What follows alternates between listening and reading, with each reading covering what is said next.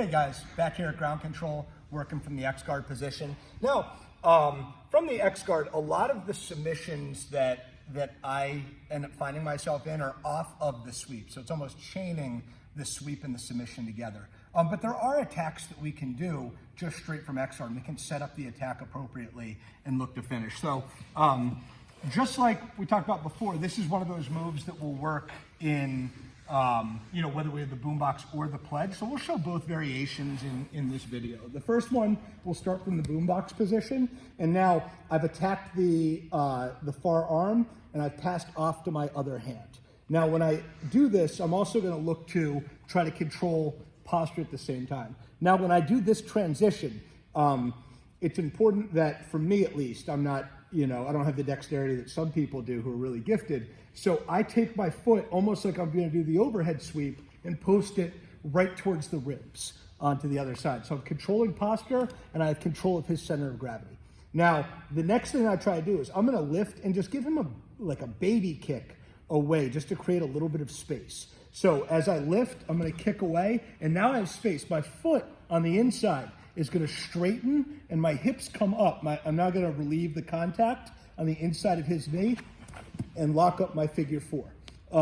When I lock up my figure four, now I'm in an Omoplata position. I like to control his arm, pummel, and now I look to sit up. And then from here, just like we showed in an earlier video, looking to break him down towards the mat flat, and then finishing the Omoplata in the traditional manner.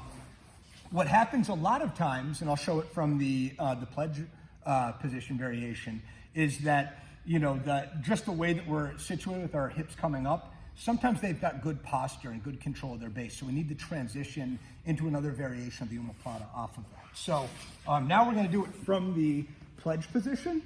And same thing, I have the 2-on-1 established, I'm still gripping. And then just like before, I'm going to go ahead and have my foot right towards the inside so that I can control his center of gravity.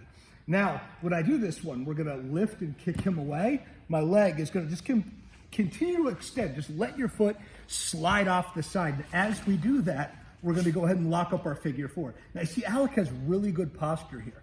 So with my outside leg, the one that's doing the over grip, when I lock up my figure four, I'm going to bite down, wiper in front of his face, and try to hook my laces to his far armpit. We showed this in a prior video. At the same time, I really, really, really need to make sure that I'm pinching my knees, really rotating our hips internally to close off that space. Okay, from here, I'll start extending, and now I try to sit myself up to my hands. And now as I'm extending, I don't want my foot to go down towards the mat. I still want to kick my laces towards the lights, but I'm going to scoop my butt back away in order to finish the submission. One of my coaches, Rob Shire, who's at Precision in King of Prussia, when I was fighting, I was driving up there quite a bit. And this is a variation that it could have been 10 years ago that he taught me, and I still use it for when I can't break the opponent's posture down. But anyways, that's an Omoplata from two different positions from the X-guard position.